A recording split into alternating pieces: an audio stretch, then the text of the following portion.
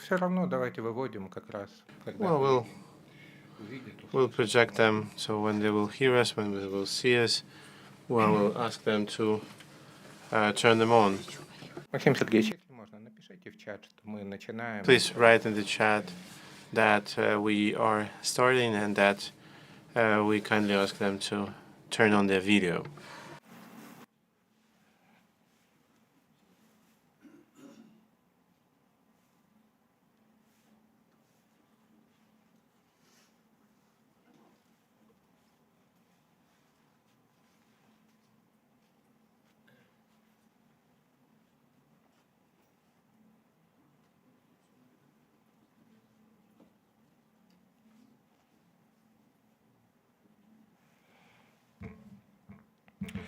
Well, dear colleagues, we are starting our today's session.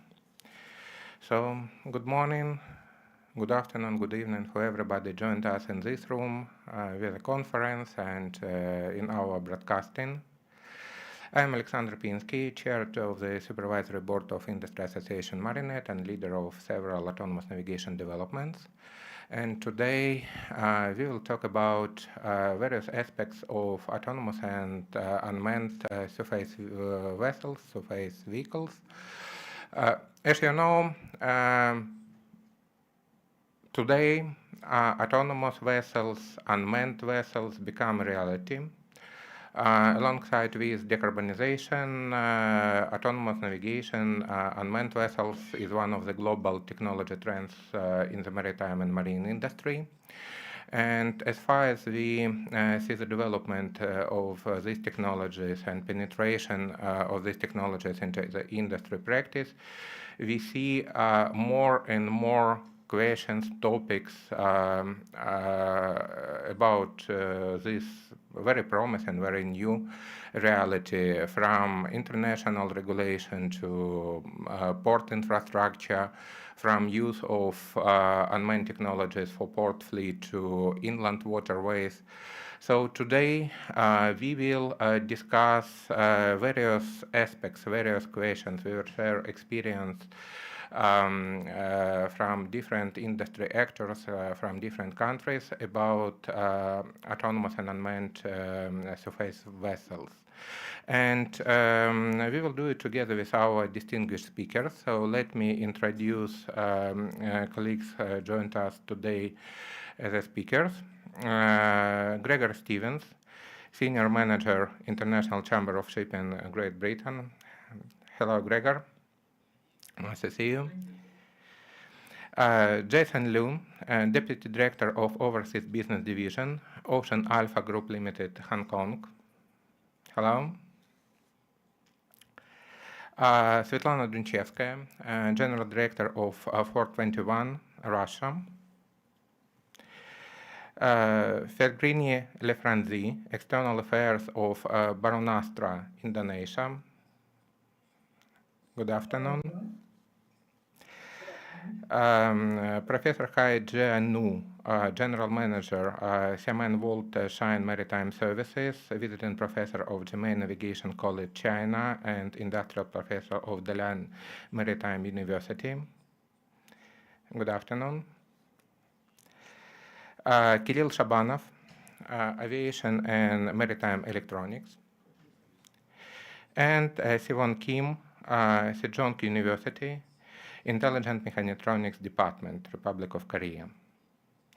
So, colleagues. Thanks for having me. Good afternoon. Yeah. Good afternoon. Nice to see you. Nice to hear. And good evening, correctly. I know that it's already evening in Korea. So, colleagues. Yeah, that's true. Yeah. I'm very glad to welcome all of you at our sessions, and today we'll have the session as several presentation speeches about, as I said, various aspects of use of unmanned surface vehicles, surface vessels. And I would like to start with Gregor Stevens. So, Gregor, if I may to ask you to share your presentation and to talk about your view on industry perspective on USV, on unmanned vessels.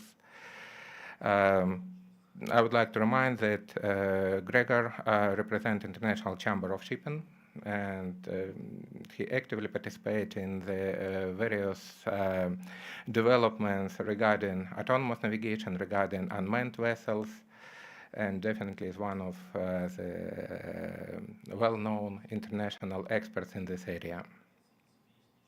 Yeah, 1 second, I'm just trying to sort out my share screen. Sure. Give me a second. Yes, that's absolutely not a problem. As soon as you're ready, we will see your presentation. Should be ready now. Am I sharing the right screen or? If you want, we may start presentation from our side, but in this case, you need to say when to switch slides. If you want, we can do it. Can you see my screen yet, or still not? Unfortunately, not yet, colleagues. Sorry, give me 1 second.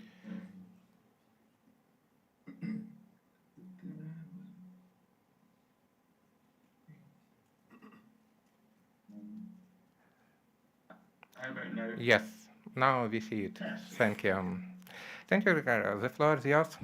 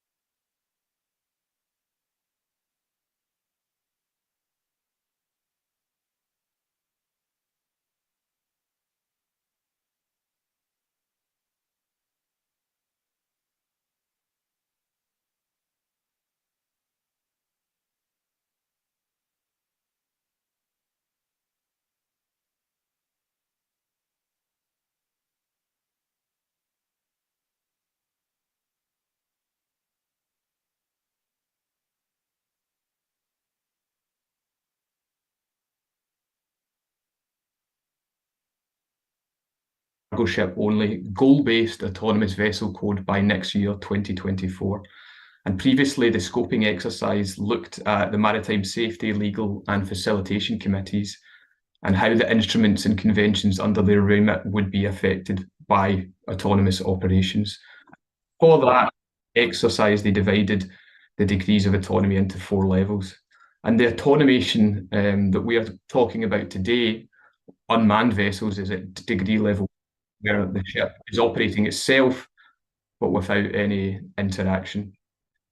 However, as we know, these degrees of automation outlined by the IMO are already being utilised by international shipping, and as the degrees continue, the level of automation continues and the number of seafarers reduces.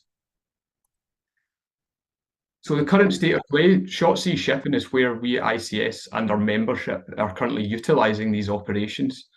We have a couple of operations and examples from autonomously operated ferries in Norwegian fjords to harbour tugs being autonomously operated in Japan.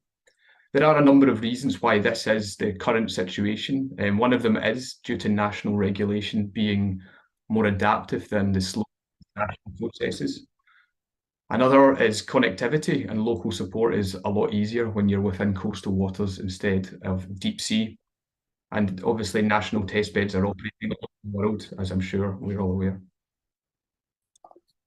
Moving on to the long-term goal, and this is where the vision of fully autonomous unmanned ships can be seen.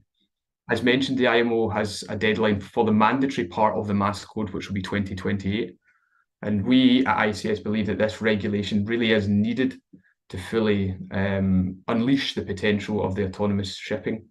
Our members are eager, as we've seen earlier, to start reaping the benefits that they believe do come with autonomous vessel. However, when we don't have that regulation in place, it makes things more difficult. Some of the main benefits that we see include reducing crew complement in line with safety, increased cargo carrying capacity due to reduction of crew spaces, more efficient port calls, and increased technology, improving search and rescue on board. Opportunities. As mentioned, autonomous shipping brings many opportunities to the wider industry. Safety, primarily safety. Without seafarers on board, the chance of loss of life or incident on board is greatly reduced. Systems should inherently reduce the human factor to near zero. Environmental protection. With unmanned vessels, we generally operate with cleaner power systems, such as batteries or indeed future fuels. Due to there being no crew on board as well, none of the hotel services would be needed, garbage systems, etc. Supply chain benefits. Without seafarers on board, the designs could incorporate more cargo carrying space. We have increased connectivity and data exchange, ensuring smoother and more efficient port operations could be realised. ICS also believe that there are many opportunities for our seafarers. They do need to be at the heart and included in any transition within the industry. We do see a skill shift for the seafarer to be able to move into jobs ashore that correspond with the autonomous shipping. However, with every opportunity, there is, of course, some barriers that do need to be overcome. We do know that in international shipping, we have a very specific legal framework that may throw up some implications, such as with insurance, with contracts, and of course, with the role of master on board that is being looked at within the IMO context. Technology, will the systems be able to cope with fully automated operations 24/7, deep sea with full connectivity, and do we have enough resilience built into those systems? Will the systems be able to provide sufficient redundancy and support if there's a fire on board? These are questions that we still have to be looking at. Startup costs there. We know the initial building of new concept ships with new systems to harness these autonomous operations do tend to be expensive and require more R&D. Regulation, again, as I've mentioned before, the timeframes could be slow for some operators. Security, that includes cyber and physical. We need to have the knowledge that our vessels are as secure as they would be on board.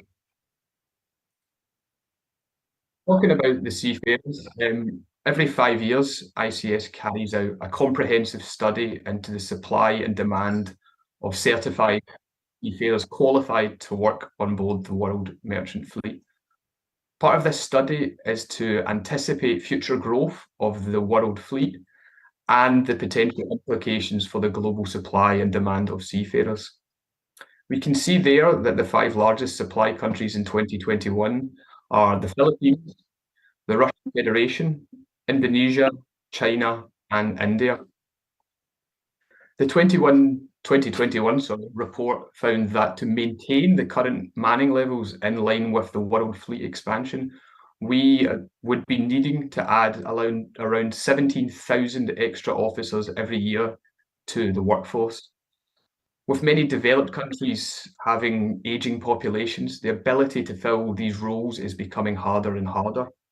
This is one reason why the autonomous shipping is so attractive to many of our members. Now, I have touched on seafarers briefly, but we would like to emphasize just how important seafarers are in our industry. They are the lifeblood of our industry, and without them, our fleets would not operate. However, recently they have been through quite a lot of issues with the COVID-19 pandemic and then the resulting crew change crisis.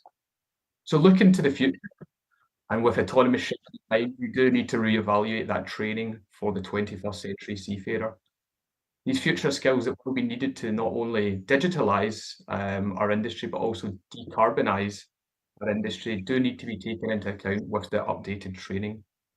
That also includes looking at how mass operation centres are crewed and how mass vessels are operated. However, we can take professional capabilities of our current seafarers and adapt them for the transition to more autonomous operations going forward. Finally, to end with, I'll repeat what I said at the start. It is an exciting time to be part of the maritime industry. There's a lot going on, there's a lot of opportunities, and hope that we can all work together to achieve these opportunities that we do have. And thank you again for letting me speak with you today. Thank you very much, Gregor, for your excellent presentation. If I may to ask a couple of questions. One question is regarding regulation. You mentioned about a new IMO regulation, which is actually the mass code, which is expected to come into force as a non-mandatory instrument from the 1st January of 2025. And representing ship owners, do you believe that if we have this mass code from the 2025, it will open door for wide implementation of autonomous navigation? So as soon as we have this mass code, it will be green light for many shipping companies to implement it. I think that's a good question. I don't think it's a green light. I do think it's maybe an amber light that would mean it would assist ship owners, but I don't think it's going to straight away from the 1st of January be, everything automated. I do think it will assist, but I don't think it's the key to open the door. We will need, of course, other local regulations and stuff in force to achieve that, but it's the way forward at the moment. It's the way we're going. So hopefully it will lead to being the green light, but I think maybe at the moment it's the amber light. Thank you. And the second question is about seafarers. Yes, I understand that there is a common understanding that decision made in the industry by ship owners, but you're absolutely right that the core of the industry is a seafarer. And you, in the very beginning of your presentation, you show numbers regarding interest or, I would say, expectations by ship owners.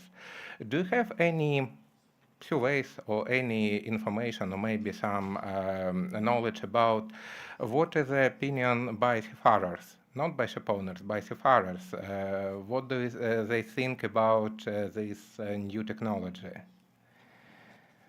I don't have any figures offhand, no. Unfortunately, when we speak to our members, we speak to the shipping companies. It would need to be something that maybe we could do in partnership with seafarer societies or manning agencies or ITF. But I think that's a very interesting question that we do need to look at as well. How do the seafarers feel about these potential things going forward? Thank you, Gregor. Colleagues, if you have questions, I am addressing to audience in the room. If you want to ask a question to our speakers, please just raise a hand and we will bring a mic for you. So if you have any questions to Gregor now, yes, please. Colleagues, if I may to ask you to bring a mic.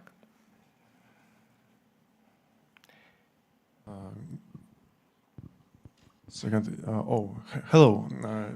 Thank you for your presentation. It was very interesting. My name is Lukyanov Alexey. I represent the group of company Tasmar, and I would like to know: do you project some interfaces of communications between devices like in land driving industry? For example, vehicle to vehicle or vehicle to infrastructure, and like common interface for negotiations between the devices. And I think it would be very popular and necessary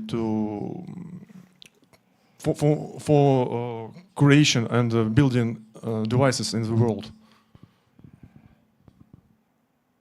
Is that a question between relationships between vessels and vessels? Yes, for example, there is a common way to communicate in land driving automatic vehicles. When one vehicle communicates to another, and vehicle becomes like an informational agent. And when vehicle communicates to the infrastructure, and it understands what mapping situation is over there. Yeah, thank you for the question. It's a very technical one, but I do think these sort of technologies will need to be implemented on board to build a map or a picture of where's around about the vessel. Maybe some of the other presentations where the people are more technical in that matter might have better answers for you. That's not really my speciality, to be honest, but I would say I believe so, yes. Are you working on building some international standards about this, or do you research this kind of technology?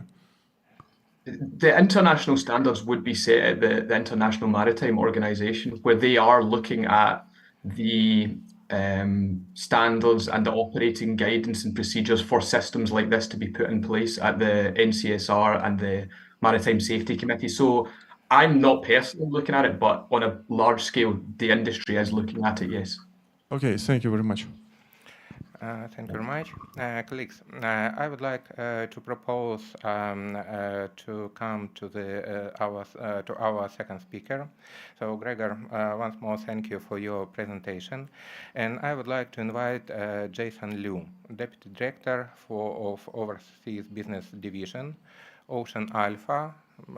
This is one of the probably leading global manufacturers of unmanned surface vehicles. I know that you already delivered hundreds of such vehicles worldwide. So, Jason Liu, the floor is yours. You may share your presentation for us, please. And I do believe that you can share your very interesting and brilliant experience regarding maritime unmanned surface vehicles.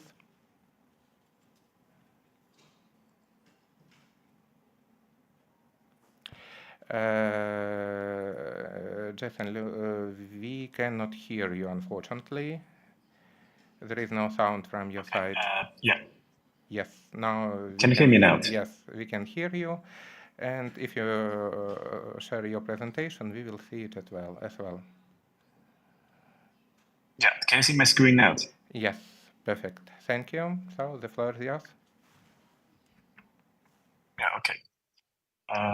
Thank you, Mr. Pensky and Mr. Stephen, for your presentation and introduction.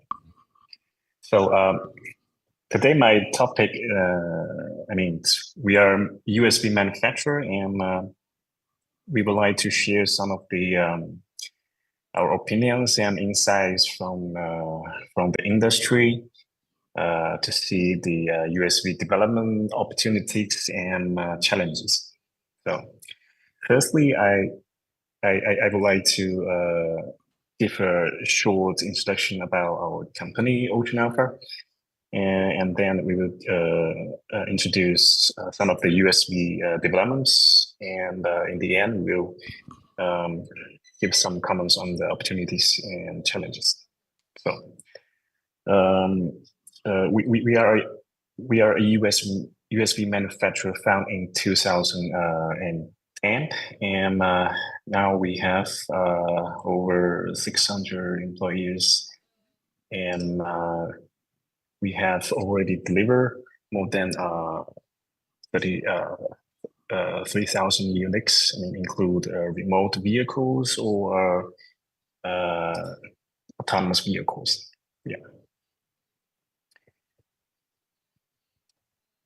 So a very short glimpse about the our product roadmap. Basically, I mean, we made USV from inland water, from environmental monitoring and survey, and to the marine applications.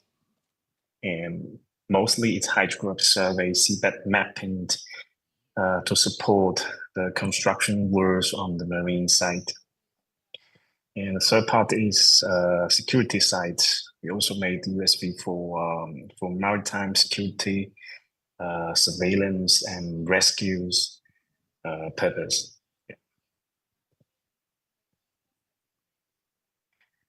So here with some USV applications that we, I would say, typically in the whole industry, the USV application in the inland waters. Mostly they are for water qualities, monitoring and bathymetry surveys in the channel, in the harbor, and in the river.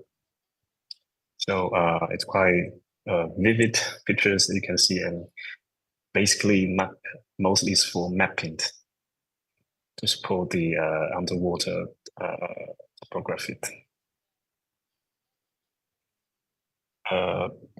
The second main application which we think would represent the future is that is the seafloor mapping and ocean science that people are using USV. As you can see from the picture, basically, I mean, the ocean is huge, and we have today, I think the number is we have about 75% of the ocean is still unknown. So there's a lot of survey work and support operations on the oceans, no matter in the commercial side or in the scientific side. So in the third part, I would say it's public safety and rescue. We can use the remote and autonomous technology for life saving with the small vehicles to be launched and rescue people on the water, and we can do unmanned firefighting and most importantly, we can use autonomous vehicles for security use, which you can use for anti-smuggling or anti-intelligent immigrations. So I would say the USV is like it's trying to replace our Coast Guard or water police and for 24 hours monitoring for the security in the near shore or in the coast area. So basically, these are the three main parts within the USV we are doing, and also represent many of the industry applications we see on the industry. In the next part, I would like to share some of the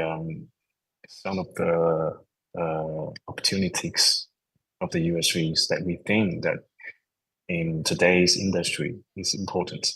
The first one is the I would say the ocean data collection is the most commercialized operation nowadays in the market. We can see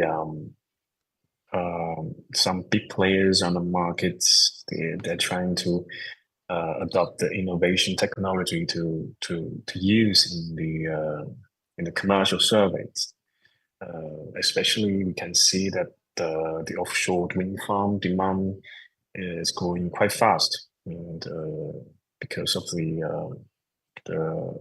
low carbon climate plan, and also the energy ambitious goals by many countries. So in this area, the seabed mapping and the cable inspection, pipeline inspection, and also the whole life cycle of the offshore wind farm can be a good business opportunities, not only for the manufacturer but also for the players in the service market.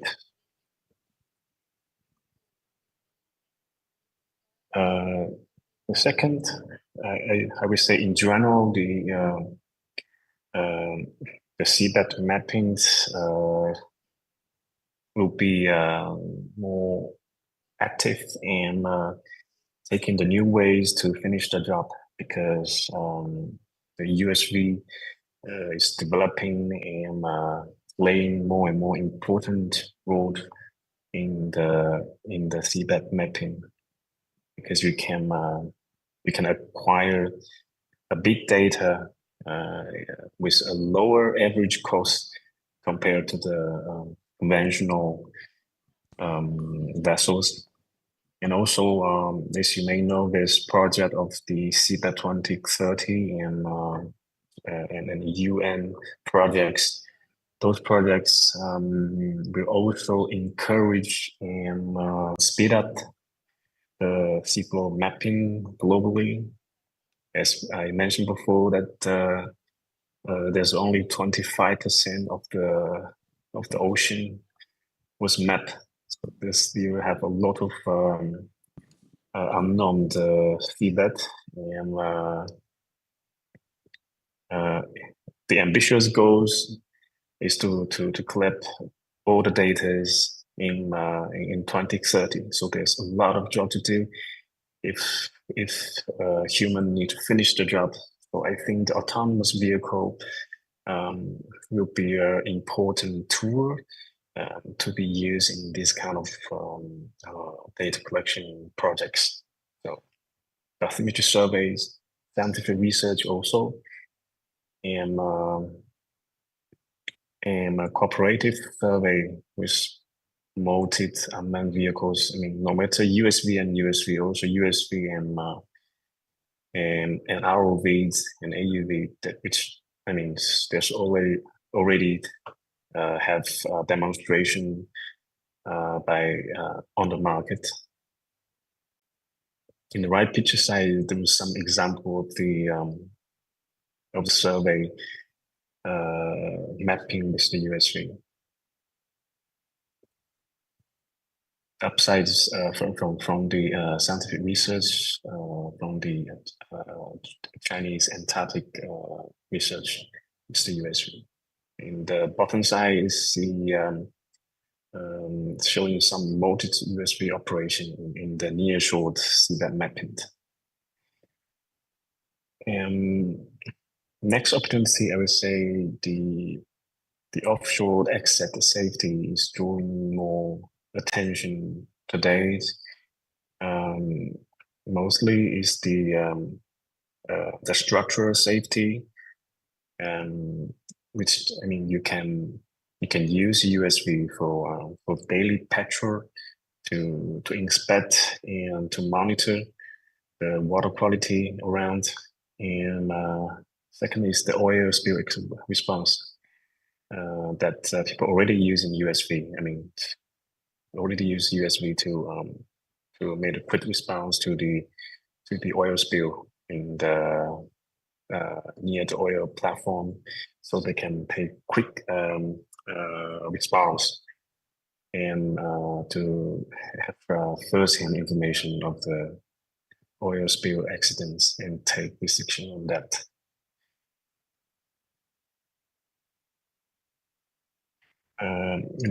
In the final, I would say the maritime safety and rescue solution with the remote and autonomous technologies. And you can also see this kind of products that can save people's life with the remote vehicles. And also the remote vehicle can work with the USV to release the life-saving equipment. And also the unmanned firefighting is new. It's new ways to use the USV, and we are working on a project with a customer for the unmanned firefighting in Marina. So, and we believe this will make a lot of things to save to save life in our assets in the marina, because once the fire accident happened in marina, it could be very bad. In the final part, I would like to share some challenges. Some of them have already mentioned by Mr. Stephen. The first one is the regulation framework for the USV. As we know, there's no international regulations, but it depends on the countries. Some countries that they're making more control on this kind of autonomous operation because of the safety concerns. So, and some maritime authority they have studied this application with the manufacturers and then trying to set a framework to make the operation in a safe and can be controlled. So because this could protect this new innovation technology, because we cannot say 100% no to the technology because we have a risk. We need to encourage and we need to make it better and better with the technology improvements. The second challenge I would say is the trained personnel. It's because the USV represent a new way of working. If you compare to the conventional vessels, vehicles, and those people who have worked in the conventional vessels, they may not have the new knowledges to operate, to manage the USV, because it takes new skills. It needs new trainings. I mean, in this part, I would say in the future we need more educations and human resources on this to make this industry better. Third challenge is the reliability. USV is a good thing. I mean, it's autonomous, it's automatic. But nowadays, if the USV have a breakdown or have a problem in the mission,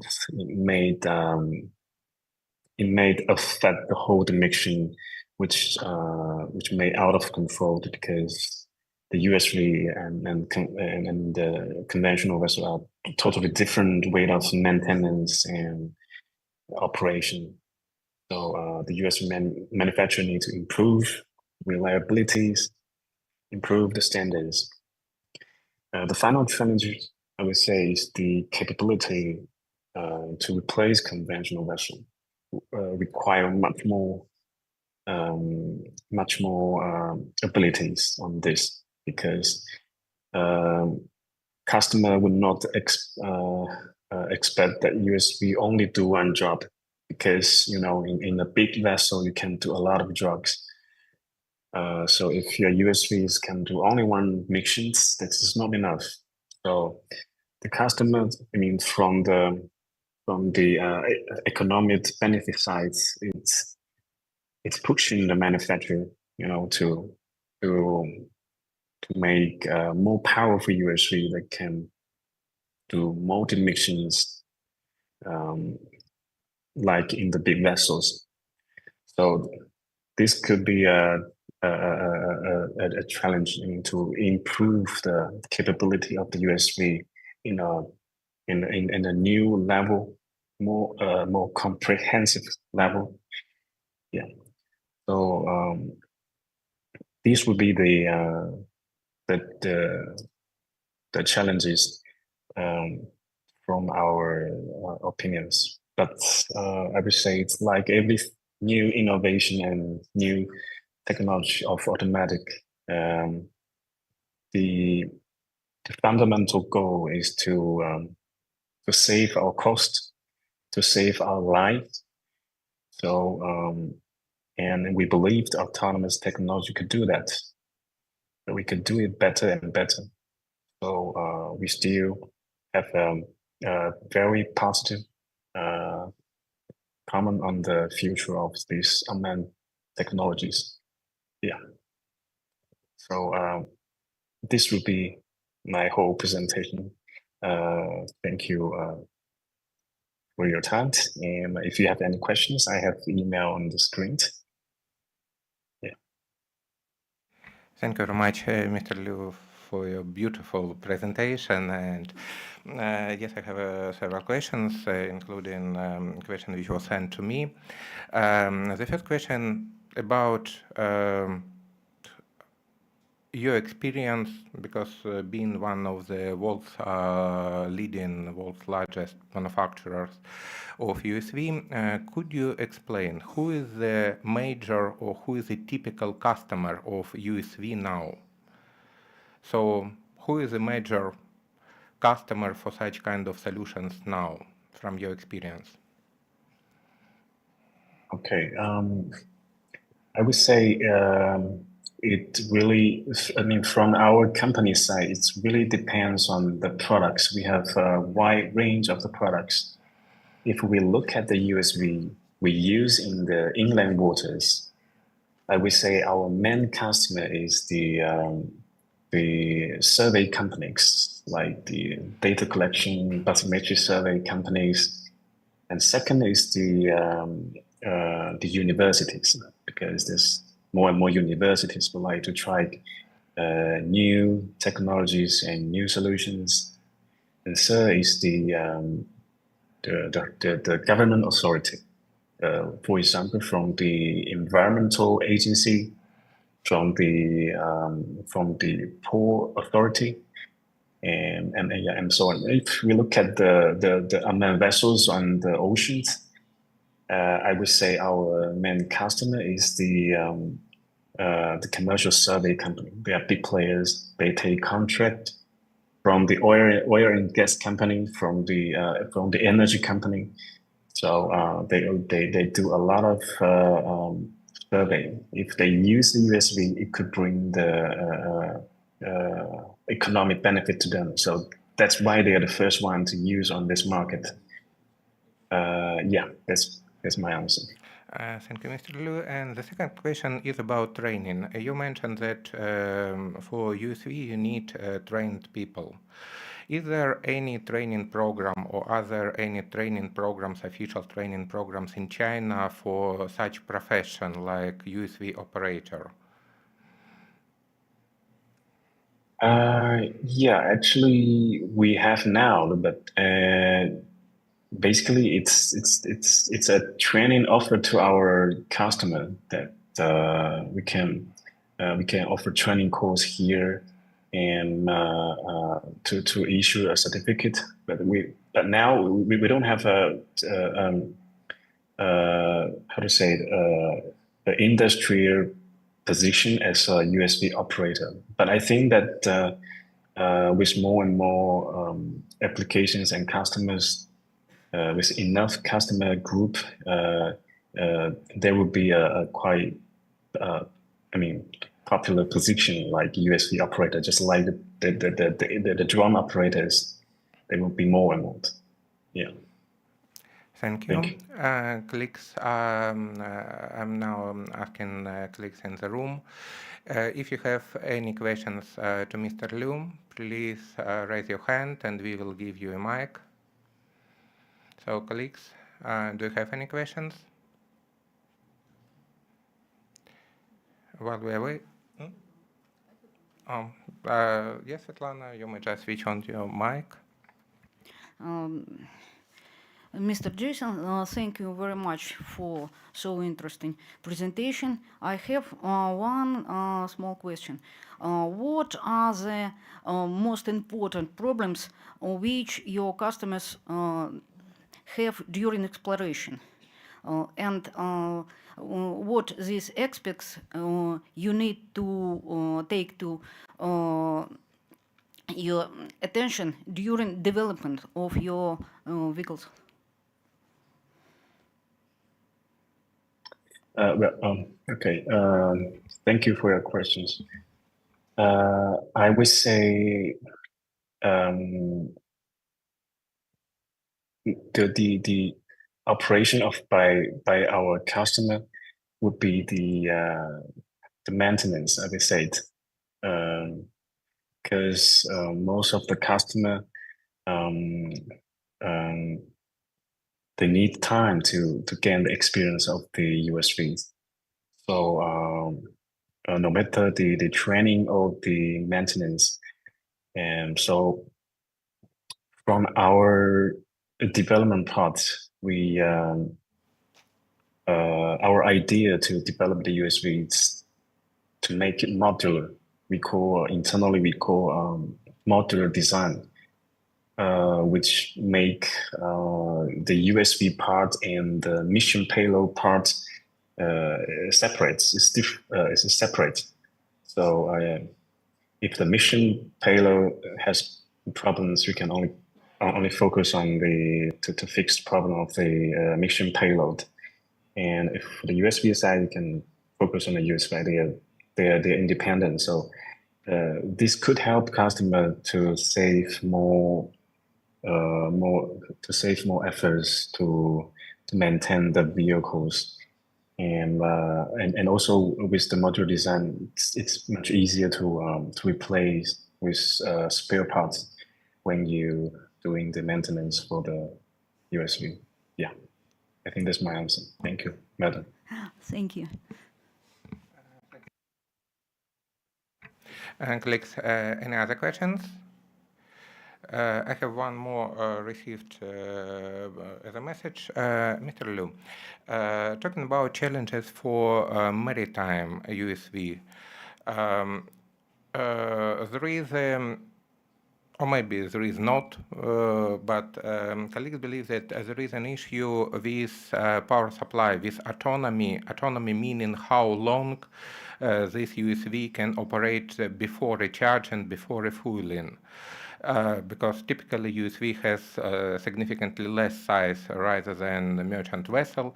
So how do you deal with, how do you solve such an issue with this power supply, with autonomy regarding this operation, I mean, without, before recharge and refueling, when it comes about maritime USV?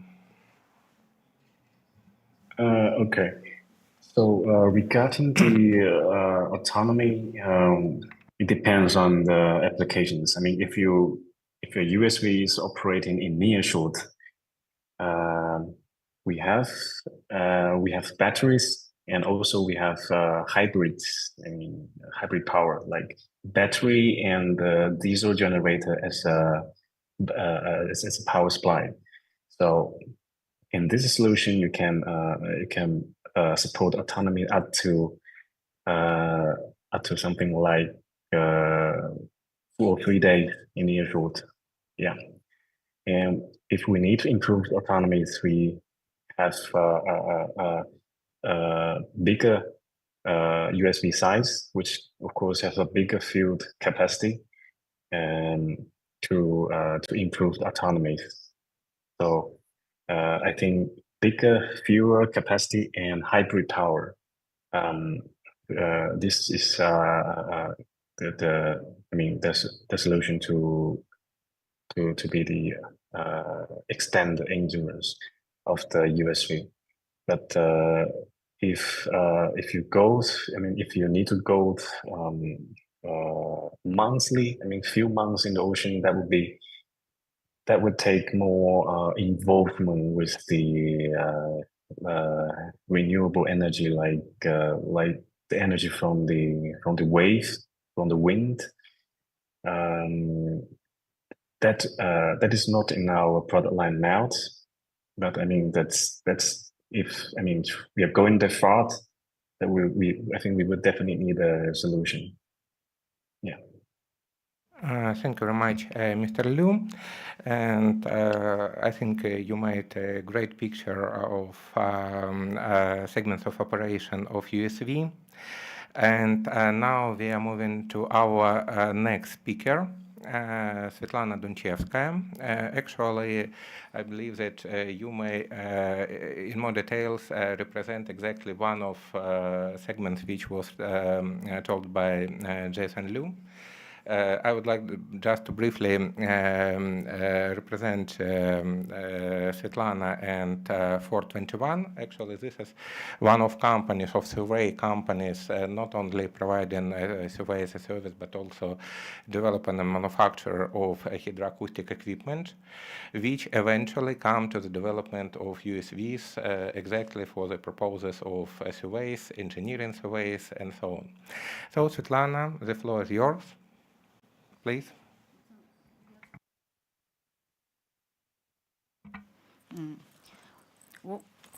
Уважаемые коллеги, добрый день всем. Ну, в первую очередь я хочу поблагодарить организаторов из Маринета, Александра и Максима, которые предоставили возможность opportunity to talk to you about our new developments and maybe discuss some interesting questions that you may have. Let me start with a couple of words about the company that I represent. I'm the CEO of the 421G joint stock company. We've been present for 20 years as a survey company, and we develop equipment and software and devices in order to guarantee engineering surveys. And I would like to talk you through about our experience of operation of our unmanned hydrographic complex. Was put afloat. The prototype was put afloat in July 2022. Since the development of the unmanned complexes has been very active on the international market. In Russia, unfortunately, before last year, we have never seen a working prototype. And everything that our colleagues suggested here in Russia were inherited from our international partners with only label changed. So the need was here to create a truly made in Russia product. So we developed a complex that is a comprehensive solution. While developing, we picked two dimensions for further complex improvement. First, the possibility to increase the useful loads. And so from one eco sounder to several eco-sounders and LIDARs and so on and so forth. And the second development opportunity is a possibility to transfer all the useful load to the support of a different size. Based on this concept, we developed our unmanned complex. And right from the start, this system was coined to transmit large amounts of data in order not to modify the low-level software and the hardware that is placed on board. The basic version of the device that was put afloat is a catamaran. We created a prototype as a small towboat, which means as different from our Chinese colleague, we based ourselves on real conditions of utilization. So it's a twin deck with inside the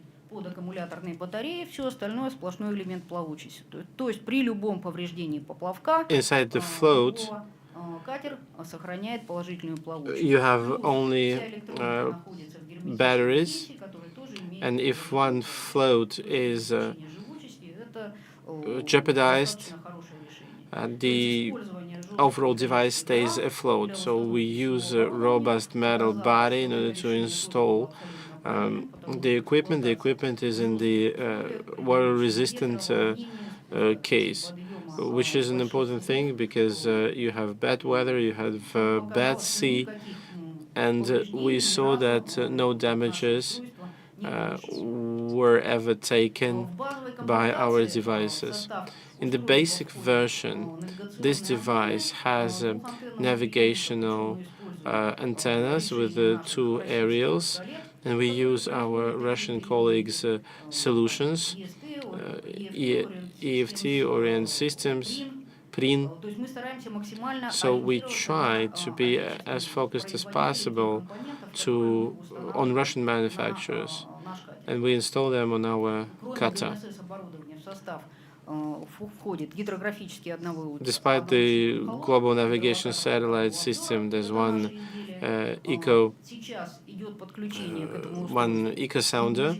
Now we can connect MS400P by Hydrotect and ML300 manufactured by the Acoustic Institute. Before the end of the navigation, I think that we will show the results achieved with the use of the above-mentioned devices.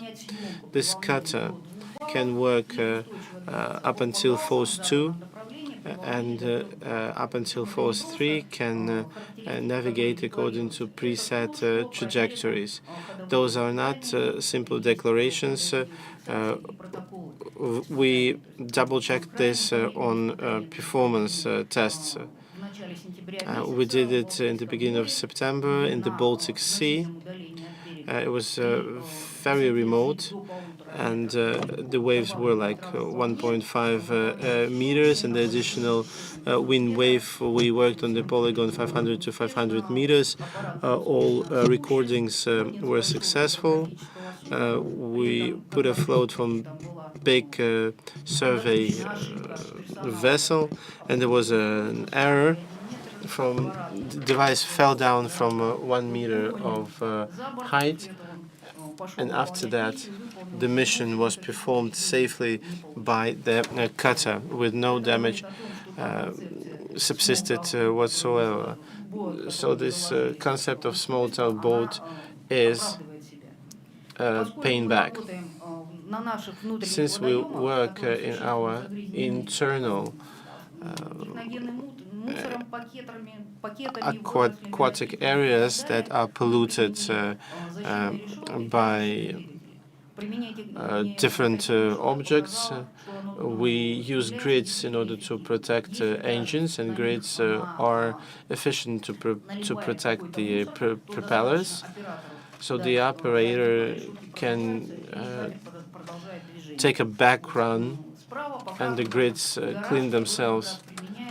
And on the right, you see this garage that is being used during uploading and downloading of the boat. And we modified a little bit this cage, but now it's resilient and executes 100% all necessary missions. Top speed is 7 kilometers per hour. This speed is used during the average speed that we use during recordings is 5 kilometers per hour.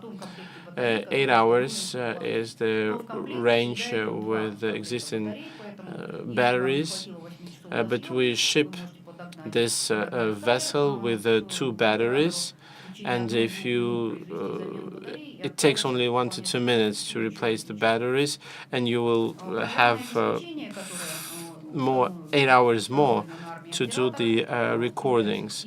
So, of course, we developed everything that is inside as a cross-platform equipment that can be operated under Linux, Astra Linux, and Windows. The separate screen shows information from the hydrolocator of the site or from the 360 degrees camera that is mounted on the cutter. From the echo sounder, the operator sees the seabed landscape. The trajectory is shown. The colors show the depth of waters here and all necessary technical information. On top of that, our last navigation session allowed us to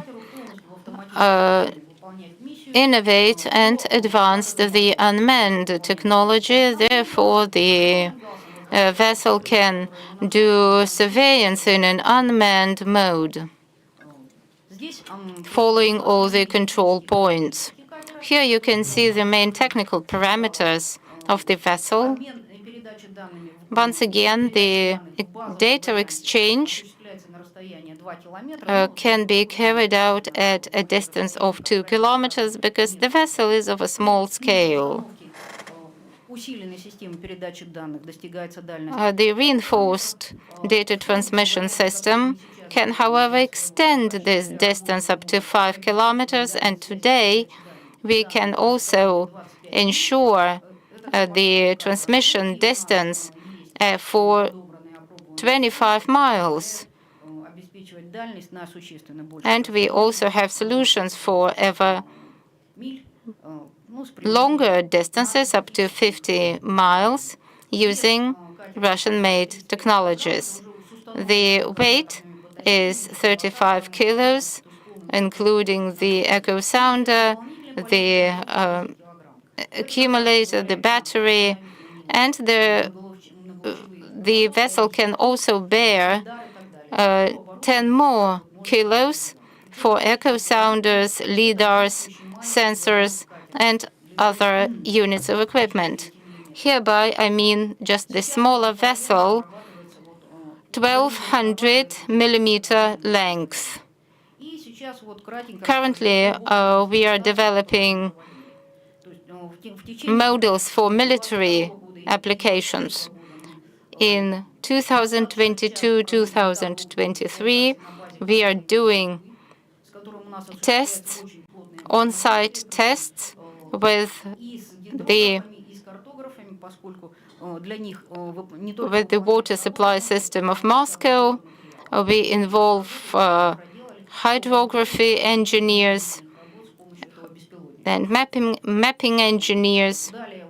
And this unmanned vessel allows us to collect indeed tremendous data.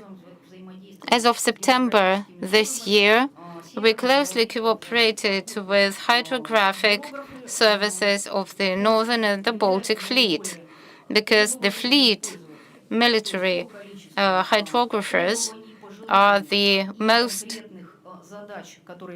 frequent consumers of our services, because the tasks they identified for us were indeed so much unusual. Recently, we used to operate in the waters of Murmansk. The temperature at daytime was -15 and -19 at night. The vessel was on the surface of the sea all that time, and it did imaging every day. So this demonstrates that our equipment can operate in hard conditions indeed. In April 2023, once all the modifications to the structures and the software were introduced, again we arrived to the same training site and participated in a comprehensive field expedition. Once again, we had several tests with echo sounder and hydrolocator. Later, we operated in the Bay of Finland in April-May 2023. We demonstrated how this vessel can operate at a distance from the sea. On top of that, we also did some operations in Baltisk, because when I mean that we did some field experiments, this normally lasts for 1 week to collect data and to set up the technology. The results were very positive, and the Russian Maritime Seaport Organization decided to procure our vessel. This vessel was provided to Vladivostok, and then our experts, our engineers, taught engineers to use and operate this vessel. Today, this training is already over. As for the drills in the Baltic Sea, our vessel participated in these drills, and it was able to process all the data in the real time.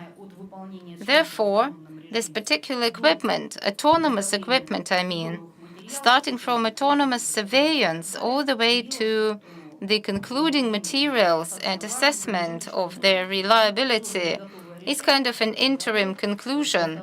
So today we have a ready-made solution that allows us to do hydrography in an unmanned mode.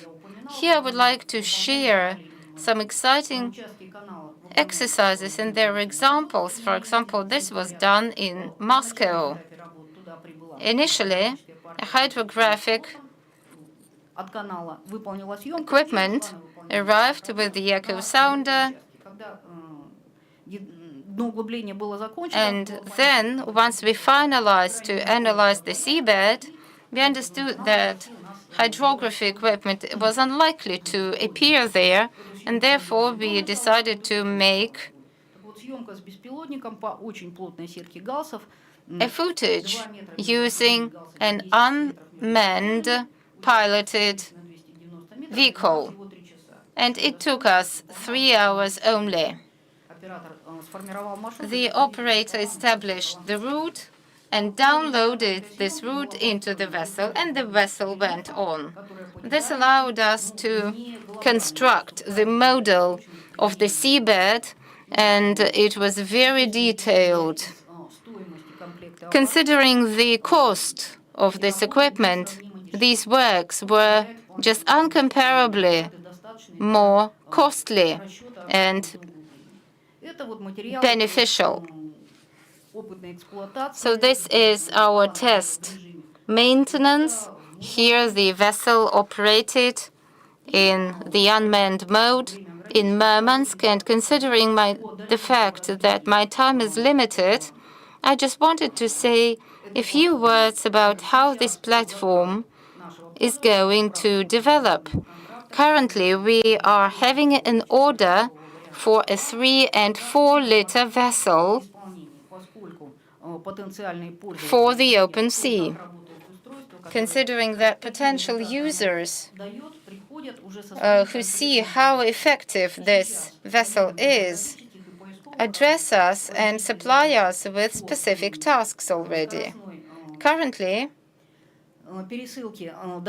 we have extra mission to construct a vessel for geophysical surveillance and for cargo tracking. So our vessels are going to track the cargo along the routes that are equipped with sea sensors. Well, this is it, what I wanted to share with you. Colleagues, questions are welcome now. Thank you, Svetlana. And if I may to ask the first question. You said that the cost of a hydrographic survey made significantly cheaper rather than traditional manned hydrographic survey. Could you say how much? How much it's cheaper rather than traditional survey? Я думаю, что в разы, это 3-5 раз по стоимости. Это This is due to the fact that you don't have to pay to the personnel. I mean, in the cost of work of the personnel operating the unmanned vessel and the personnel doing the hydrographic research is absolutely different.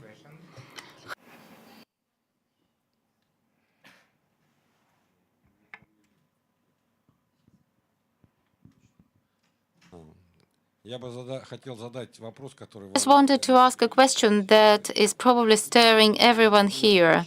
The batteries and the engine, who made it?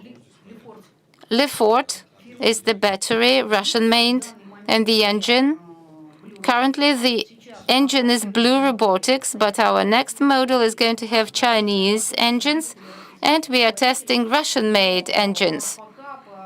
Those are the test rig, but so far we have issues with reliability. Yes, I mean, I just wanted to ask, this is the key issue for this vessel to be autonomous? And my second question,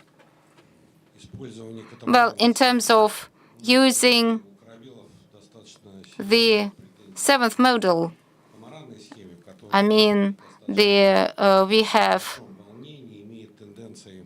considerable challenges with that because it is prone to destruction. Have you investigated that issue? Well, we did a lot more than just investigation. We did the resilience calculations. And on top of that, to ensure maximum reliability, the batteries are located the vessel to be very firm and stable. Although we made high sea, and never ever did we have an overkill versus to our colleagues who used the monohull vessels. So what is the level of the high sea that your vessel is suitable for? The score of 2. In case of hydrography, that's not reasonable because the data is going to be distorted. Well, I mean, if it is just unmanned, what should be the score of the high sea? Have you tested its stability? What we tested is score 3, wind, 1.5 meter velocity. And in this scenario, the vessel moves steadily. And ultimately, what's the maximum capacity? Currently, there are 2 batteries, 75 hours each. However, always do we have a problem here and we have to resolve the problem between the weight and the life of battery. Thank you. Move to our next speaker. Svetlana, thank you very much for your presentation and answers. And now I would like to invite Madame Ferglini Lefranzi, External Affairs of Baronastra. And I would like to ask you to share your presentation. All right, sir.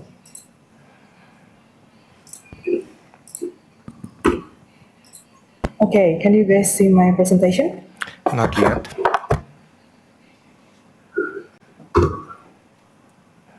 Yes, now we see it. Oh, Okay. again, just missed. Wait a minute. No, I'm sorry. really sorry. Sorry. Again. Okay. Can you see it?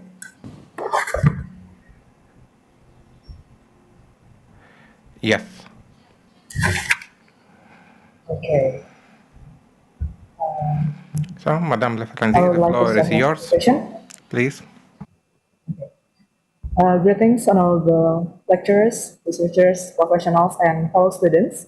I'm sure that we are currently in various different time zones. So good morning, good afternoon, and good evening, wherever you are. It is an honor for me, Ferglini, representing my team, Barunastra ITS Roboboat team from Institut Teknologi 10 November, Surabaya, Indonesia, to share our research in marine autonomy technology with you. So first, let me introduce you to my team.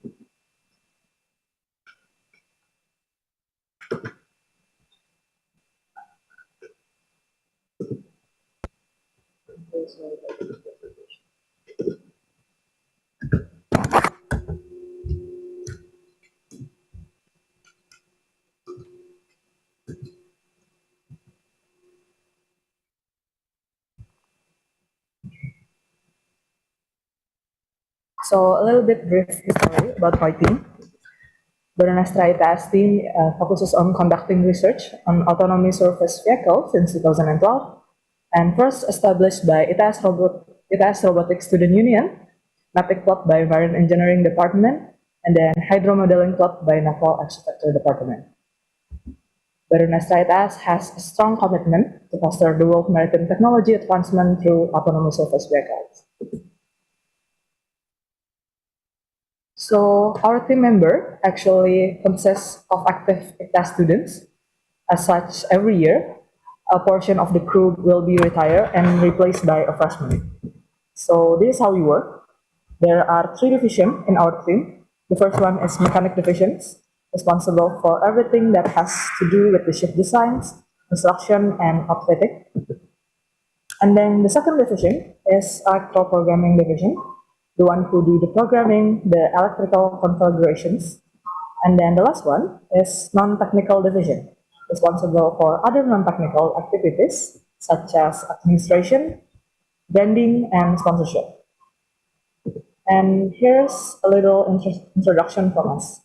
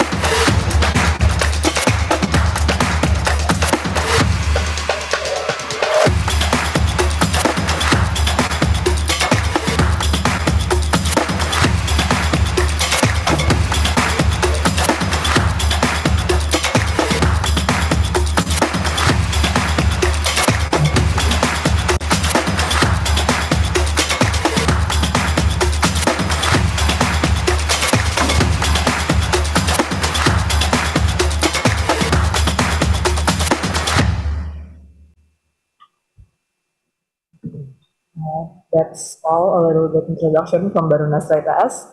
And here's our boat lineage. For the past year, we have had more than 20 research prototypes, and we keep improving more. From our research, we have accomplished many milestones. And from our previous research experience, we also succeed in achieving various competitions.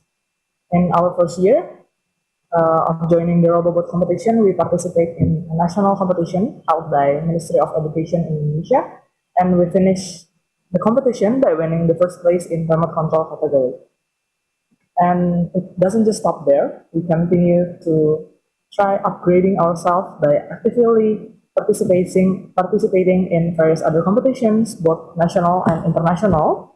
And in 2016, we dared to take part in an international competition for the first time, and we succeed winning third place and Savitsky Award for Speed and Maneuverability in International Robot Competition in Virginia, USA.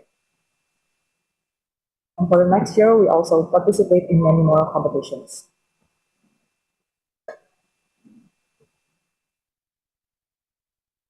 During COVID time, our team also kept the effect, but we kept trying to improve more our research, and we still participate in many various competitions as well. And from all the lessons we learned for the past years, we built our newest model of ASV to tackle the international robot competition in 2023. So we would like to introduce you to Tala Proteus, our latest innovations.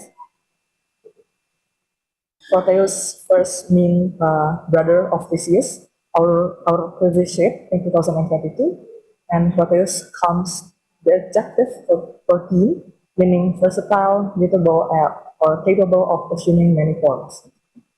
I would like to explain a little bit general strategy overview of our ships, from the new shape modularity, and then the deck frame structure made from aluminum extrusion and can be elevated higher, adjustable breadth and positions.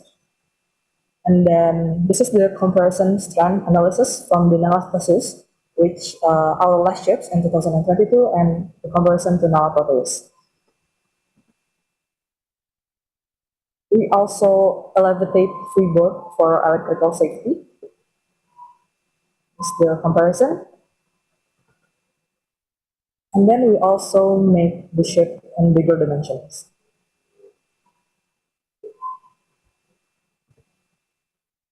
And here are some of the missions that we completed for International Robot Competition 2023. The first one, the task one, is navigate the Panama. We must navigate through two pairs of red and green buoys in a fully autonomous manner and pass through both sets of the gates without touching the buoys. And then the second task is Magellan route, or count the manatees and jellyfish. The Magellan route task demonstrates the ability of the ASV to sense and maneuver through a complex path, staying within the defined pathway and avoiding contact with obstacles along the way. Task 3 is beaching and inspecting turtle nests.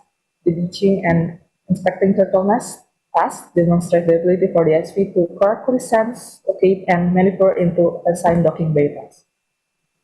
Task 4, there is short-term passage challenge, and this task demonstrates how form efficiency coupled with its propulsion system and the resulting maneuverability.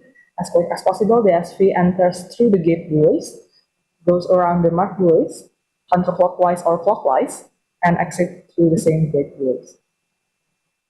Task 5, ocean cleanup. The ocean cleanup task demonstrates the ability or the ASV to detect an active underwater danger. The ASV may then use the collected debris as an extra rocket balls in fit the fish task. Collection area are approximately 5 feet diameter. And the sixth task is fit the fish. The fit the fish task demonstrates the ability for the ASV to sense and interact with the environment. The ASV must find the feeding table side of the task using the purple frame and then deploy direct blows through the frame onto the feeding table. And then the last task is Pont de Leon, Fountain of Youth. The task demonstrates the ability for the ASV to sense and interact while demonstrating precise control and aiming.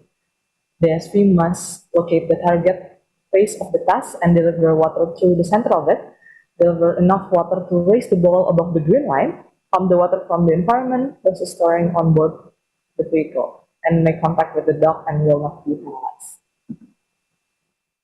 And here are the route of the missions that we complete in international road competition. And of course, from all the hard work, our team managed to successfully maintain the grand champion for the third time at the International Robot Competition 2023 in Florida, competing with 24 teams from various countries, including one of the famous campuses, Massachusetts Institute of Technology, MIT, in the United States. Our team also understands that our journey to success hinges on robust collaborations with diverse stakeholders. As we reflect on our achievement in various competitions, the fire achieved even more burden within us. We are thrilled to embark on collaborative ventures with projects dedicated to enriching our broader community. Speaking here, that means a gathering of brilliant minds is an immense privilege for me. We are here not just to speak, but to ignite a symposium of ideas and innovations. Together, we aspire to orchestrate a broader impact, reshaping the landscape of maritime technology advancement on a global scale. Thank you for this opportunity. I think that's all. Thank you very much. Thank you very much, Madame Lefranzi. And I have a couple of questions to you as a representative of academician society, world of students, of new professionals.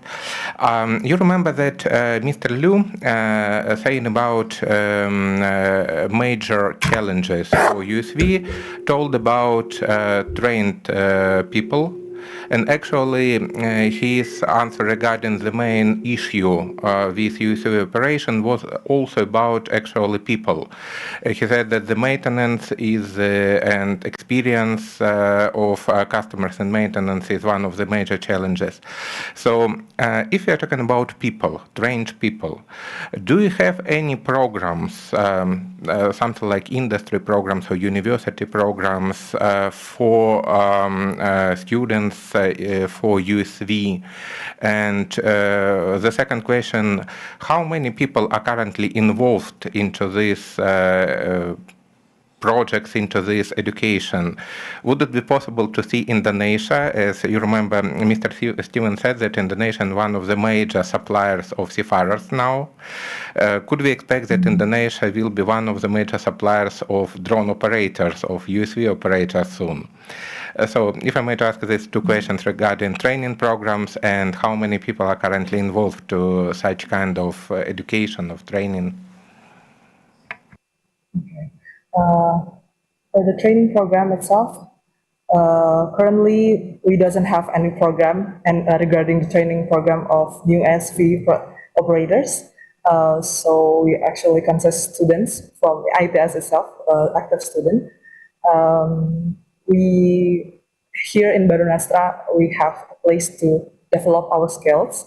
And currently in our team, there are consisting around 30 people that work together for new projects in the future. And I think about Indonesia as developing this technology ASV. There's a major opportunities, of course, to develop this technology. And I hope us college students have the ability to contribute more there. And although the prospect of new operator might be great to use in Indonesia and the workforce as the whole, and we definitely consider creating or helping create the foster a major workforce as ASV operators. Thank you very much. Colleagues, any questions from the room? Madame Lefranzi, thank you very much for your presentation, for sharing information about your very interesting, I think, promising developments made in Indonesia. And now I would like to invite Professor Kai. Kaija Nu, General Manager, Cement World Shine Maritime Services. Dear Professor, please share your presentation.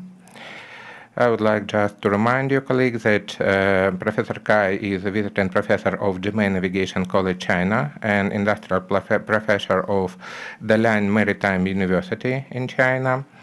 And today he would like to talk about challenges in implementing sensing technologies. So what kind of benefits could be brought by, for example, harbor tax, bulk terminal crane experience for autonomous ships, for autonomous vessels.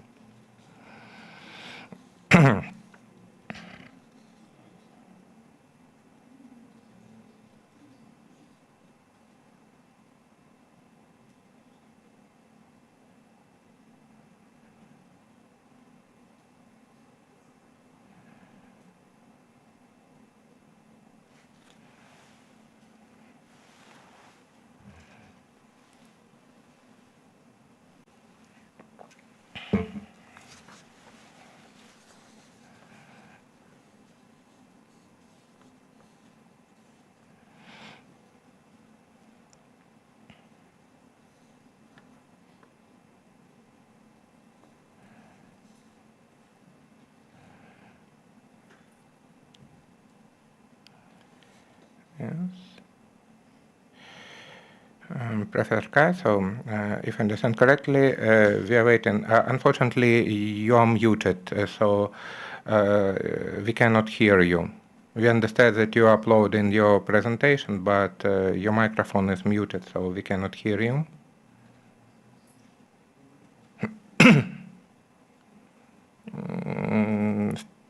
Not yet, we cannot hear you. If I may to ask your mic, please. So, Yes. can you hear me? Yes, now we can hear you. And we can see your presentation. My screen is readable? Yes, we can see it. So the floor is yours. Okay, really sorry, my bad internet connection. So I think I better disable my camera function to make it smoothly. I think it's not yet. Okay. Anyway, I will start my presentation. Distinguished Mr. Alexander Pinspia, Chairman of the Supervisory Board of Industry Association MarineNet, honored guests and fellow professionals, good afternoon or good morning. First and foremost, I would like to express my gratitude to Autonomous Navigation Center for providing me with this opportunity to share. Today, I will be discussing challenges in implementing sensing technology. What insight can harbor tug and bulk terminal crane experience bring to mass R&D? A subject of significant importance to autonomous shipping that has garnered widespread attention in recent years. In my presentation, I hope to offer you some insights. Thank you again for being here. And now, without further ado, let's dive into today's presentation. So my presentation will be number one, company brief. Second, two pilot projects. Third, challenges. Fourth, insights. So I will give you a brief introduction about my company. My company, Unmanned Maritime Service, was established in 2012, and on June 25th, 2013, IMO accepted and launched the photos of China's seafarers' faces at sea on its campaign main page, which was co-organized and hosted by my company and the Shandong Maritime Safety Administration. This marked the first time Chinese seafarers participated and were showcased on the IMO's official web page, enhancing global understanding of Chinese seafarers. Since 2016, Through keynote speeches, lectures, and collaborative research, we have made to some extent contribution to the development of autonomous shipping in China. And with 41 events in total, we are the first mover in systematically introducing, disseminating, and promoting China's smart shipping strategy. On September 26, 2019, we jointly established a postgraduate training base with Dalian Maritime University. So above is my brief introduction of my company. Next, I will present two smart shipping related demonstration and test project our company and partners have conducted. So as you can see, project 1, 360-degree bird's-eye view and ranging accuracy system for tugboat. And the goals for this project, number 1 is to solve the blind spot of tugboat. Number 2, short distance tugging ranging. Number 3, short distance tug alert. And as you saw in the right photo, mounted available in 2 main parts. With the millimeter wave radar display area on the left and panoramic camera display area on the right. The millimeter wave radar display area is subdivided into a 360-degree display area along the tugboat and a display area on the tugboat mast upper right sector here.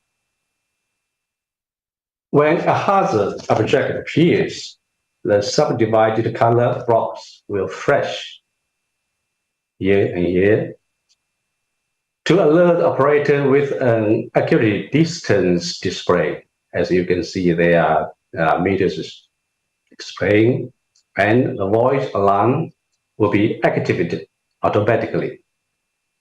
On the right side, the panoramic camera display area, where we have algorithmically removed the echo or image of the main mast,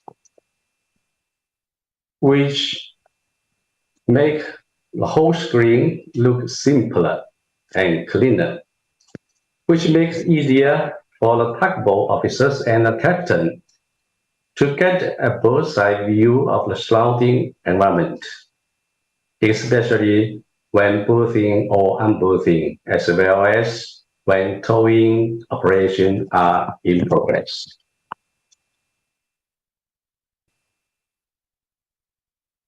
So the challenge for this project, the first is real-time fusion clustering of multiple radar devices.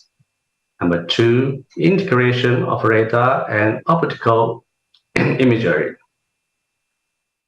data.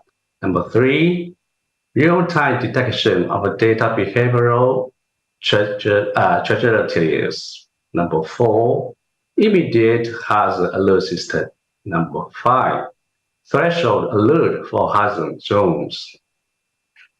So this is the first project. The second project we have conducted, the naming we call as safety control system of gantry crane operation based on panoramic camera and LiDAR technology.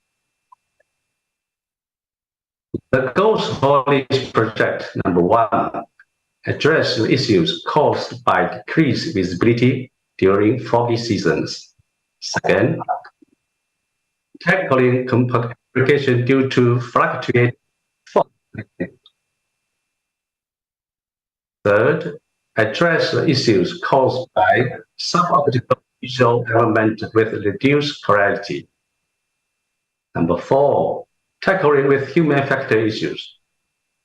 Ambiguous command signals, command discrepancies. Number 5, visual obstructions due to hull elevation during offloading. So as you can see on the right side photo, and the top is a panoramic camera, and the down is a Linda scan image. The challenge for these projects: number one, address black hole effect in cover hole due to stark light contrast. Second, automated rescaling of a LiDAR imagery in response to swinging arm movements. Number three, shock mitigation and protection of camera and LiDAR systems. Number four, integrate the fusion of neural image data.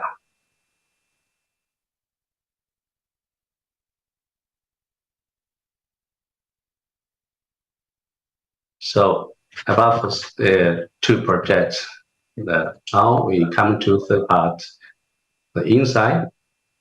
Number one, algorithmic variation in sensing system are contingent upon vessel dimensions and operational environment. Number two, the viewing angle of human-machine interface differ based on the application locations. Number three, sensing system need to be ascending dimension, especially for optical sensors. And from a technical perspective, achieving fully autonomous voyage without human intervention, wherever on board ship or other location, for large ocean-going merchant ships remains a formidable challenge. So here, I'd rather to use fully autonomous voyage than fully autonomous navigation. And we believe that is a long way to go technically to achieve fully autonomous voyage for large ocean-going merchant ships. Given the current global demonstration projects, I believe that primarily focus on autonomous navigation stage.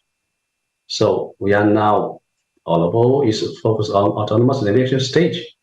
However, the traditional responsibility undertaken by human on board ship extend far beyond merely overseeing the vessel's navigation.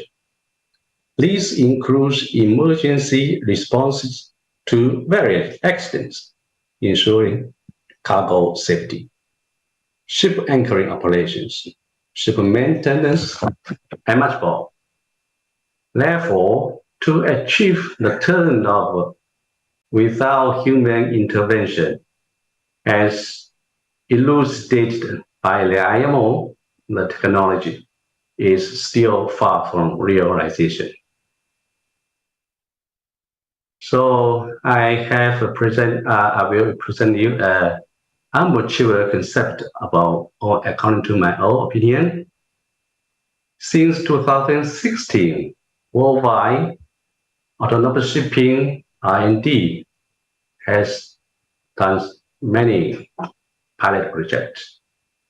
And now, according to my own opinion, you can see 4 stages forward. The first, conventional vessel. Second, reduced crew vessel. Third, uncrewed vessel. And the number 4, humanoid robot vessel, fully autonomous vessel. Although this is my own amateur concept, so I won't give more details about this due to the time limit. So thank you. This is the end of my presentation. Thank you. Thank you very much, Professor Kai, for your presentation, and definitely thank you for highlighting issues with various operations, which are not, because you're absolutely right, when we are talking about maritime vessel, we are talking not only about navigation itself, we are talking about many operations which are currently done by humans and by crew on board, and we need to find proper solutions to replace human hands, eyes, and brains for such kind of operations. You told about sensor fusion you made, I mean integration of data of millimeter radars, optical cameras, lidars, etc. Could you explain which approach did you use to make this integration? How did you make this data fusion from various sensors? And during our first project for tugboat, actually we use more than 10 millimeter wave radar, and we deploy on the second, third deck. And so it's quite many radars together. So we have to, like as you said, we have to focus on how to integrate. And for the second project, we're using panoramic camera and lidar technology. And this one, currently we have conducted the basic tests, and still, I can say still have many jobs to be done to get optimized results comes up. So I mean, still a long way, because as you can imagine, the sewing arm of short crane and vibration operation, these short cranes sewing arms can bring vibration and image blurred and much more.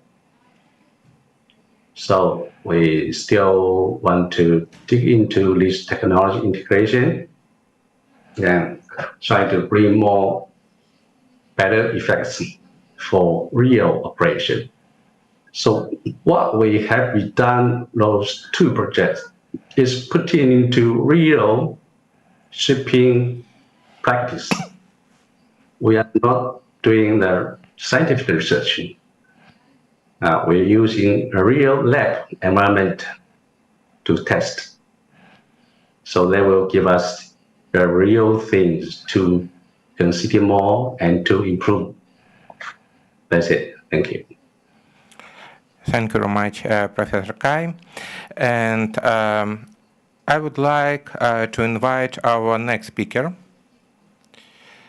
Kirill Shabanov, Aviation and Maritime Electronics. And the topic which he is ready to share with us is actually group control of unmanned vessels. So, Kirill, the floor is yours. Пожалуйста.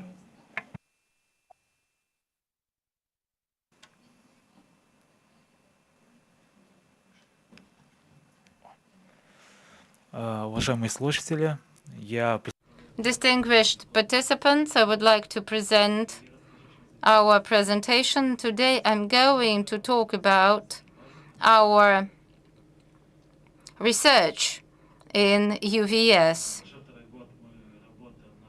It is the second year that we are into the project that we were commissioned and to be involved by the Ministry of Transportation of the Russian Federation. We are exploring the robotic systems that can be remotely operated, and we perform geographic and hydrographic measurements at low and high sea.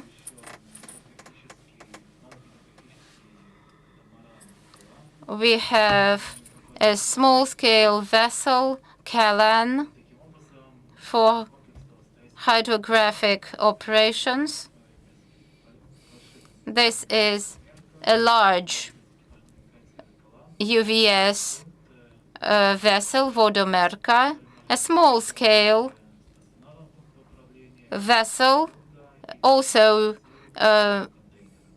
USV, Kalan, and a container, 20-feet container Well, as for the first large-scale vessel, you can see its parameters, the length, the width, the height, the load capacity, and the parameters of the engine. This vessel is equipped with echo sound device, remote control system,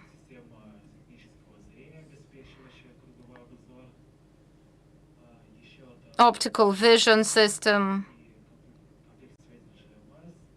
radio communication, GMS communication, and so on and so forth, as well as a specific obstacle tracking system.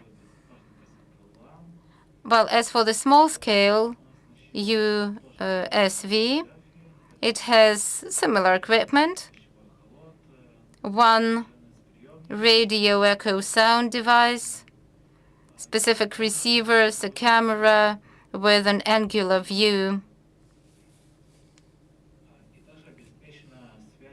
and on top of that, there is a specific module to ensure communication with the large-scale main vessel station and the onshore station. So this is the procedure of our operations. The operator, first and foremost, sets the scanning area and sets the base and the end points. Then the vertical dispersion of the sound is, or propagation of sound is measured, and then the trajectory is constructed to do scanning. Then the radio communication is enacted and the vessels start motion. The vessels arrive to the site where they shall perform hydrographic works. Then they obtain measurements, and if necessary, if it was set by the operator, the multi-radio echo sound device is enacted. In case of low sea or shallow areas, those are detected by the equipment in advance. The automatic scanning can be done with two moving objects. Once the scanning is over, the vessels get back to the stations, and then they are tugged in a remote control mode. Then the data collected is processed, and the precision of the survey, the surveillance, is analyzed.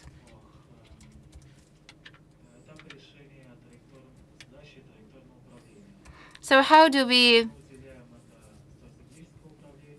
monitor the distance and the trajectory? The route of the vessel is planned in advance, and the most optimal route is constructed.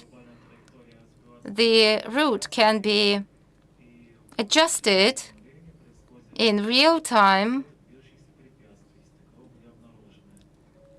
and in case of some obstacles identified, and those are escaped by the vessel without any impairment to the prior set route and its trajectory. The strategic control includes the trajectory of scanning and the ability to identify immobile obstacles.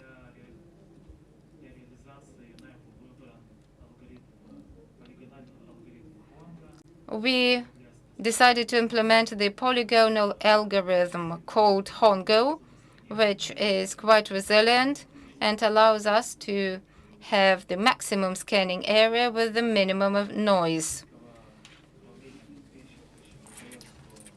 The remote control also included specific functions that allowed us to avoid collisions of the vessel with other vessels nearby. We were able to calculate the movements of the vessel and to avoid collisions. First, the histogram was generated, then a specific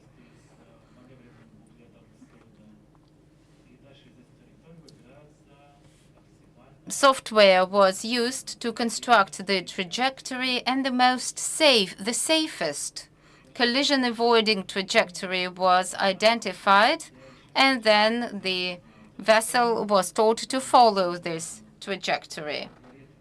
To stabilize the route of the vessel, we used specific logic and a set of rules, transportation and navigation rules. The advantages of this technology is that we do not need any mathematical description, which could be really complicated in case of a subsea vessel. And this algorithm can also operate a limitless number of entry signals. These are the advantages of hydrographic works using USVs. Such USVs and such operations are really cost-effective, involving less people and less costs. We do not need any complicated infrastructure in this respect. Such operations are associated with faster time, considering that there is a group of such vessels doing hydrographic works. There is less workload on the operator, and there are more chances to escape emergency due to less reliance on human factor. I'm done. Thank you. From the room? If you have any question, please raise your hand and we will give you a mic. Пожалуйста, клик, если можно. Yes, please, the mic. Can we have the mic for the question? Добрый день. Hello, Vyacheslav Setov, Design Bureau. All of the presentations were so exciting, especially the presentations by international colleagues. My question is to Kirill and probably to everyone, if there is some time, and if they are with us. Well, you spoke about the contemporary situation. Yes, it is clear that we need ISVs. We know what the structure looks like and how to actually produce and construct them, how to design them. But so far, what we were looking at is just the near future. And it is also the operation of such vessels at a shorter distance within human sight, so to say. However, all of the speakers mentioned that they are committed to increasing the operation distance. So those may not be inland waters, or still may be inland waters, but it also may be the open sea, and therefore safety becomes all the essence. And therefore I would like to listen a little bit more about the algorithms to avoid collisions. Are there going to be any collision avoiding systems? It is clear that inland waters, especially in well-populated areas, are normally navigated by non-professionals, and the technical equipment that you cannot equip USVs. That's one thing, but open sea vessels are going to have specific identification system. But considering that the communication is done between the robot and robot, a robot and a human, interface, the algorithms are going to be more complicated. Now, I believe that we are all at a threshold on the verge of resolving these issues. What are your priorities? What do you do? Is it just caution? Is it just warning? So, for example, you just say aloud, I'm going to turn to the left. So, or is it in a way that some vessel sees and different vessel sees an obstacle and starts introducing corrections to its own movement trajectory? Or are you going to use some more complicated systems? I know that aircrafts have a specific, very complicated system that declares to the other aircraft what and which aircraft is doing what. So if you cannot say what's your solution, are you ready to answer this question or still not ready? Kirill, and please other colleagues, if you may answer, I would be really pleased. Он очень интересный, но мы этот вопрос прорабатываем, вернее, мы его уже проработали. Вот это у нас есть, как бы сказать, аудиальное предупреждение. На карте установлена система с громкоговорителем, и там есть предупреждение, что вот идет катер. Но это одно из решений, и больше рассчитано для, как вы выразились, любителей ходить не по правилам. И дальше у нас есть алгоритм. It's related more to people who don't follow the rules. And we have a sensor with a camera system that detects items, defines coordinates, including moving items. And based on those algorithms, we perform the non-collision courses with the vessels or any other surface items. Thank you. Svetlana, please. I would like to add on top of my colleague's idea, since we solve similar issues, we created a matrix of risks.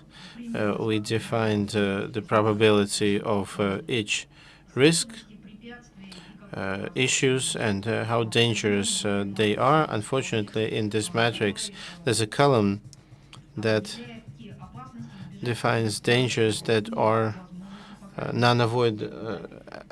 avoidable, like from a hooligan on a jet ski or on a speedboat who decided to go over your unmanned vehicle. You cannot be safe against them.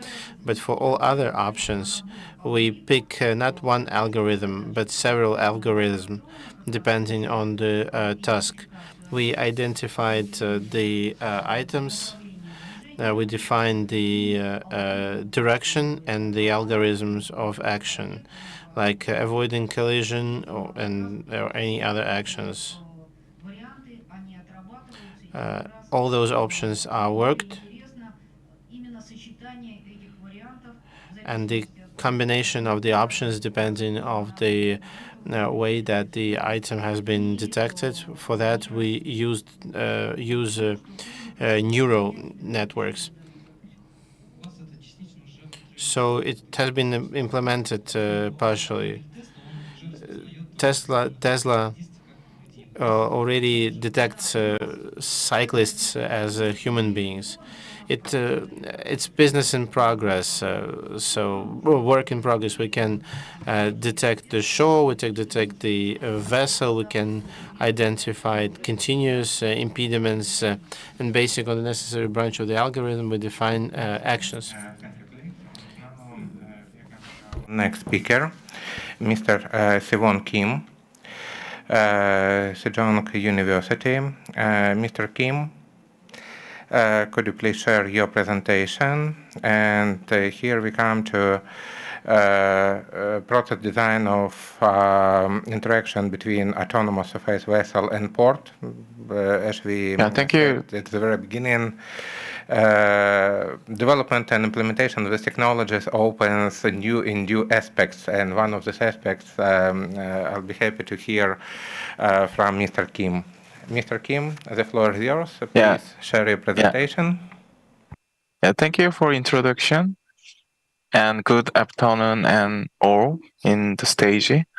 Today I would like to share my research that is related to the autonomous vessel and unmanned support vessel arrival and departure design with the port interactions.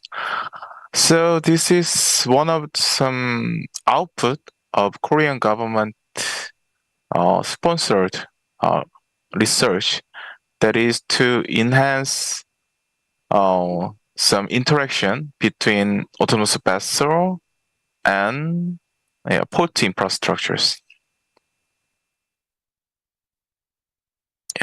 So in case typically conventionally man-operate vessel, the captain and sailor make a decision to arrive and depart from the port. But in case the unmanned or the autonomous vessel make decision to arrive and departure, then how could the vessel make the decision? Let's look at it more in detail. So when the autonomous vessel approaching the port, we can divide it into the three small problems. The problem one, the autonomous vessel or unmanned support vessel generate a route and transfer its estimated time arrival to the port.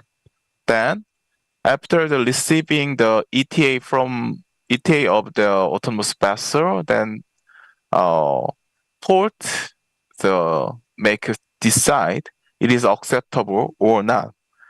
Then in case it is acceptable, then port makes some planned time arrival that is kind of some promised like timestamp between the autonomous vessel and port. After that, autonomous vessel called the tugboat. So conventionally, so it is necessary to the vessel have some pilot, but after the autonomous vessel application, then pilot maybe moves to the onshore center and they some like supervising its arrival at the onshore centers. So I would like to explain in more detail the process. So it has the 4 columns. The left one is the time frame, and next one is the autonomous vessel's like action, and third one is the data exchange between the autonomous vessel and onshore. The right column is the onshore center's actions. Actually, in the future, the vessel traffic center and pilot and terminal will be integrated in the onshore centers. So its process is starting from the autonomous vessel. At the previous port, autonomous vessel send some initial ETA to the onshore center, and if it is acceptable, then the onshore center responds it. After that, during the buoyancy, the autonomous vessel update its ETA, and the onshore center review it, and if there is some unexpected change or some delay, then monitor it and change its schedule. If approaching the vessel near the port, then autonomous vessel declare its arrival.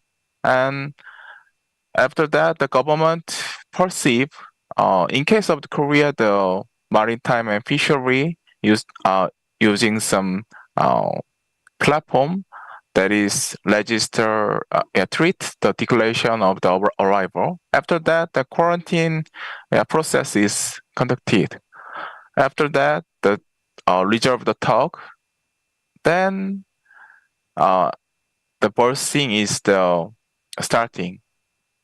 And first thing is the finish, then the cargo loading and unloading is processed, and after that this process is repeated. So in the column of the data exchange, that is the data those are need to be generated by the autonomous vessel. So in summarize, so between the port process, among the logistics, waterborne logistics plan, so autonomous vessel need to generate the storage plan and arrival time optimizations, and transport it to the port, then port to transport it to the hinterland logistics. So what is the key technology that realize autonomous vessel arrival and departure between the port? I think the two technologies the key. The first one is to make some delivery model to the communication between the autonomous vessel and port is necessary. And second one is the data standardization. Actually, the shipbuilding industry and port industry is quite different in the terminology. For example, if we call the ship length, in the shipbuilding industry, it means the length between perpendicular. But in case in the port industry, it means the length overall. So because their some side is quite different.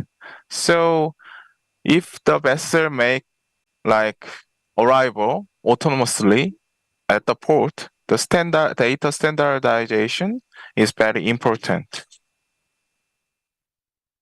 So this is why such as the International Organization, the IMO, and Digital Container Shipping Association, and some port authority make some data standard between the ship and port.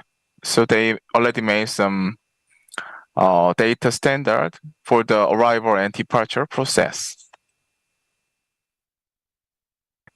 So another research is that actually the Korea now the proof of the concept of autonomous vessel in our some Ulsan near the Ulsan port.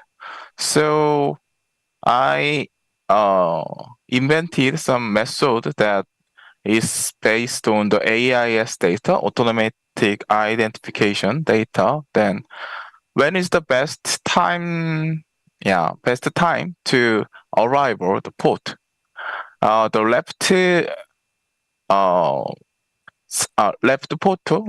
left figure is the density of the vessel. So we figure out where is the congestion is occurred.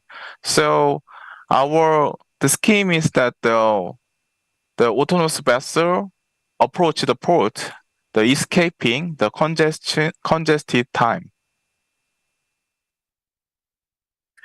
So for that, we using the 1 year history AIS data, and we modeled the ship historic route of the each vessels, and make grouping and make some representative route. Then after that, we comparing it's the real-time AIS data. Then pick the most probable or most promising the route, and we superposed it. After that, we can estimate some congestion at a certain point. So this is kind of some output of that. We estimate certain times some vessels future trajectory, and so we define some congestion level based on the historic data, and if if congestion level goes high, certain standard we set, then autonomous vessel cannot approach that at the time. Yeah. So arrival and departure process autonomous vessel is proposed in this research, and communication and data standardization are the key to the realized autonomous vessel arrive without the human intervention. And also the vessel traffic forecast at the port can be utilized to the vessel arrival and departures. Yeah, this is what I prepared. Thank you for listening. Thank you very much, Mr. Kim. If I may to ask one question. You said about data standardization, which which is currently done, for example, by DCSA and the Singapore Authority. At the same time, you know that FAL committee of the IMO recently approved changes to FAL convention regarding single maritime window. And one of aspects of this single maritime window is IMO compendium, which is standardized data set. How do you think, would it be enough, I mean, the IMO compendium, would it be enough as a standard data set for solving the task of autonomous vessel port arrival and departure? Do we need anything else? Did you have any analysis of the IMO compendium? Is it enough, for example, if we have implemented a single maritime window based on this compendium, is it enough for autonomous vessel or not? Actually, I think that it is necessary to conduct more study because according to the IMO compendium, that is just to define the function of the process and the system, such as the port commune system. So in the data-wise, we need to more study to define that target to the autonomous vessel.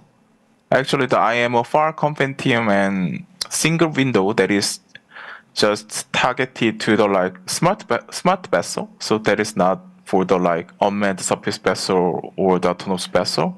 So we need to more do the research for that. Yeah. Thank you. And colleagues, do you have any questions to Mr. Kim? If you have a question, please raise your hand and we will give you a mic. One more question, if I may to ask from my side. Within the process of arrival, you mentioned use of tugboats. Do you think that in this case we should use traditional tugs? So actually, when entering and departing from the port, you say that autonomous vessel is actually converted to traditional manned vessels, manned by, I mean, controlled by traditional tugs. At the same time, you know that, for example, there are various developments. For example, our colleagues in Japan, they are focusing on auto-berthing, for example, as a part of autonomous navigation developments in Japan. So what is your view? Do you think that we will have just traditional tugs and convert autonomous vessels in port in truly traditional vessel? Or do we have anything? Yeah, that's the good question, I think. Yeah, thank you. Yeah. Actually, I think that in autonomous vessel age, then autonomous vessel can berth itself, but you know that it is necessary to have some transition period. So in that case, I know that there are many projects to the tugboat, transform the tugboat to the autonomous tug. And vessel also will have some autonomous berthing option too. So in that case, some tug is unnecessary, traditional tug, and autonomous tug will have some potential by operating the unmanned surface vessel. Yeah. Thank you very much, Mr. Kim. Dear colleagues, distinguished speakers, we are actually about to close our session. And I would like to thank all the participants, all the speakers, and everybody who joined us in this room, in video conference, in our broadcasting. And I would like also to appreciate all efforts made by organizers. I'm talking about organizers of International Conference NIVA. So, colleagues, thank you very much for our today's session. I hope you had pretty interesting information shared today about various aspects of autonomous and unmanned surface vessels and vehicles. So, I would like to say just a few words as a hope. In the very beginning, I said that we already have autonomous vessels and unmanned surface vehicles as a reality. Yes, I absolutely agree with opinions said during our session that probably these are just first steps. And you remember that answering to many questions, our speakers answered that this is still under the development. This is not a final solution yet. But I believe that we have now very huge area for the development. We have very huge area for opportunities, not only for shipping companies, survey companies, etc. But we have obviously absolutely new opportunity for many technology companies, manufacturing companies. As Mr. Kim said in his last words, that we are talking about a new autonomous vessel age. We are talking about new era of autonomous navigation. And I would like to encourage everybody. You see that we have big number of aspects, big number of tasks, of challenges in this area. And as far as we go ahead, we will have more and more such issues. So here we have excellent opportunity to come to this new market, to this new segment. And I would like to encourage everybody to join this beautiful journey to autonomous vessel age and to participate in the development and implementation of this new technology. Thank you very much, colleagues. Now we are closing our session. Have a nice day, have a nice evening. Bye-bye.